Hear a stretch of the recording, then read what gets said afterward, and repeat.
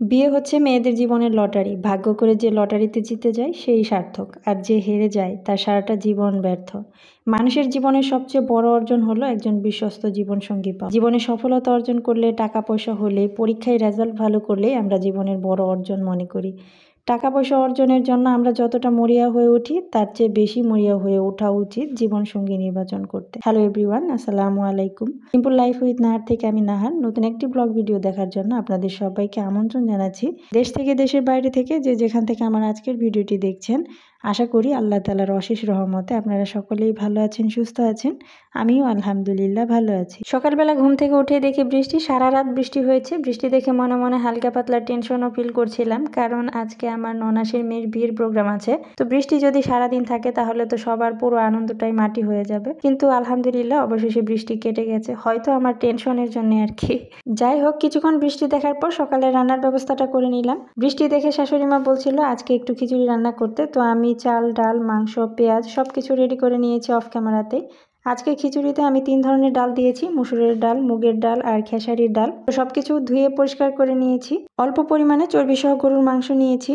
চর্বি সহ মাংস দিয়ে খিচুড়ি খেতে আলহামদুলিল্লাহ খুবই ভালো লাগে। যাই হোক, আমি পেঁয়াজ বাদামি করে ভেজে নিয়ে আদা রসুন বাটাটা দিয়ে কিছুক্ষণ ভেজে নিয়ে এরপর সব গুঁড়ো মশলা দিয়ে ভালো করে কষিয়ে মাংসটা দিয়ে দিলাম। মাংস দিয়ে আরও কিছুক্ষণ কষিয়ে নিয়েছি। এর মাঝে আমি কিছু আলু আর বরবটি কেটে দিয়েছি, তো সেটা মাংসের সাথে কষিয়ে নিলাম। ভিডিও করতে মনে ছিল না, তো যাই হোক এই পর্যায়ে আমি চাল আর ডালগুলো দিয়ে দিলাম। এবারে কিছুক্ষণ ভেজে নিয়ে আমি ফুটন্ত গরম পানি দিয়ে দিব। ভিডিওর এই পর্যায়ে এসে প্রিয় ভিউয়ার্সদেরকে বলবো প্লিজ ভিডিওটিতে একটি লাইক দিয়ে দিবেন। আর যদি আমার ভিডিওর কোনো অংশ আপনার কাছে ভালো লাগে, এরকম লাইফস্টাইল যদি আরও দেখতে চান, চাইলে চ্যানেলটাকে সাবস্ক্রাইব করে পাশে থেকে বেল বাটনের অল অপশনটিতে প্রেস করে রাখতে পারেন। এতে আমি নতুন কোনো ভিডিও দেওয়ার সাথে সাথে আপনার কাছে পৌঁছে যাবে। আর আপনি যদি ফেসবুক থেকে ভিডিওটি দেখে থাকেন, চাইলে পেজটাকে ফলো দিয়ে রাখতে পারেন।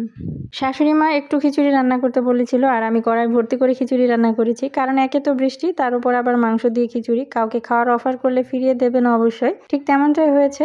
যাই হোক, রান্নাবান্না শেষ করে খিচুড়ি দিয়ে সবাই মিলে সকালে নাস্তাটা খেয়ে নিলাম। খিচুড়ির সাথে খাওয়ার জন্য আচার ছিল, সেটা আর ভিডিও করা হয়নি। দুপুরবেলাতে রান্নার সময় হলেই কি রান্না করবো ভাবতে ভাবতে প্রায় অনেকটাই সময় চলে যায়। প্রোগ্রাম যেহেতু সন্ধ্যাবেলাতে গায়ের হলুদ, তো দুপুরের জন্য রান্না তো করতেই হবে, এজন্য আমি সবকিছু গুছিয়ে নিলাম নাস্তা খাওয়ার পরপরই। দুপুরে রান্নার জন্য কিছু পটল নিয়েছি ভাজি করার জন্য, পুঁইশাক নিয়েছি আর মাছের মাথা নিয়েছি। আজকে মাছের মাথা দিয়ে মাসকলাইয়ের ডাল রান্না করব। জীবনে প্রথমবার মাছের মাথা দিয়ে মাসকলাইয়ের ডাল রান্না করেছি, আলহামদুলিল্লাহ খেতে খুবই ভালো লেগেছে। আপনারা কে কে মাছের মাথা দিয়ে মাসকলাইয়ের ডাল রান্না করে খেয়েছেন আমাকে জানাবেন। ডাল রান্নার জন্য মাছের মাথাটা আমি আগে থেকে ভেজে নিয়েছি, এরপর মশলার সাথে ভালো করে কষিয়ে নিয়ে পানি দিয়ে গোলানো ডালটা দিয়ে মিশিয়ে নিলাম। এরপরে পরিমাণ মতো পানি দিয়ে দিলাম। নামানোর আগে কয়েকটা কাঁচামরিচ দিয়ে নামিয়ে নেব।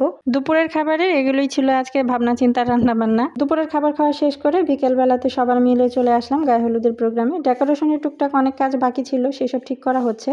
গায়ে হলুদের সন্ধ্যাবেলায় ছোট বড় সবাই মিলে খুবই আনন্দ করা হয়েছে। যদিও ভিডিও করা ছিল, কিন্তু শেয়ার করলাম, কারণ খুব সাধারণত আমার ভিডিওতে অন্য কাউকে আমি দেখাই না, কারণ প্রাইভেসি বলতে একটা ব্যাপার আছে। যদিও দেখাই, তবে তার অনুমতি নিয়েই যেটুকু দেখানো উচিত সেটুকুই দেখাই।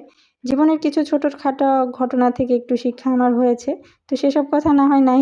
গায়ে হলুদ থেকে বিয়ে 2 দিনের অংশ জোড়াতালি লাগিয়ে একটা ভিডিও শেয়ার করলাম। তার জন্য আজকের হলুদ সন্ধ্যা, সে রেডি হচ্ছে আর এইদিকে সবাই অপেক্ষা করছে তার জন্য, আর আমি এইদিকে ভিডিও করছি। প্রচুর মিউজিক ছিল, ভিডিওতে শেয়ার করলে কপিরাইট আসতে পারে, যার জন্য শেয়ার করলাম না। গায়ে হলুদের কনেকে খাওয়ানোর জন্য কিছু ফল কেটে একটু সাজিয়ে নিলাম। হলুদ সন্ধ্যায় ছোট বড় সবাই মিলে হলুদ শাড়ি পরেছিল।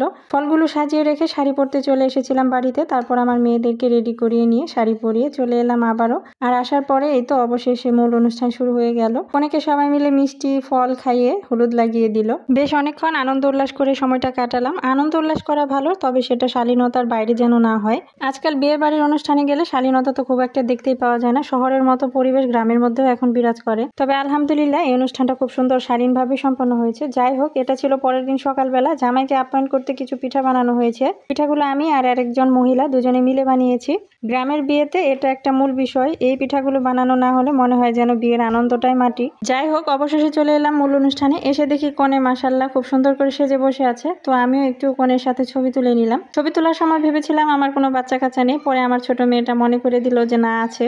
আর এই হলো আমাদের নতুন জামাই, নবদম্পতি। মাশাআল্লাহ, সবাই তাদের জন্য দোয়া করবেন যেন সারা জীবন সুখে থাকে। নতুন জামাইকে পিঠা খেতে দেওয়া হয়েছে, আর ছোট ছোট বাচ্চারা খুবই আনন্দ করছিল এটা নিয়ে। এই ছিল আমার আজকের ভিডিও। কেমন লাগলো অবশ্যই কমেন্ট করে জানাবেন। আপনাদের সবার সুস্বাস্থ্য কামনা করে আজকের মতো এখানেই বিদায় নিলাম। সবাই ভালো থাকবেন। আল্লাহ হাফেজ। আসসালামু আলাইকুম।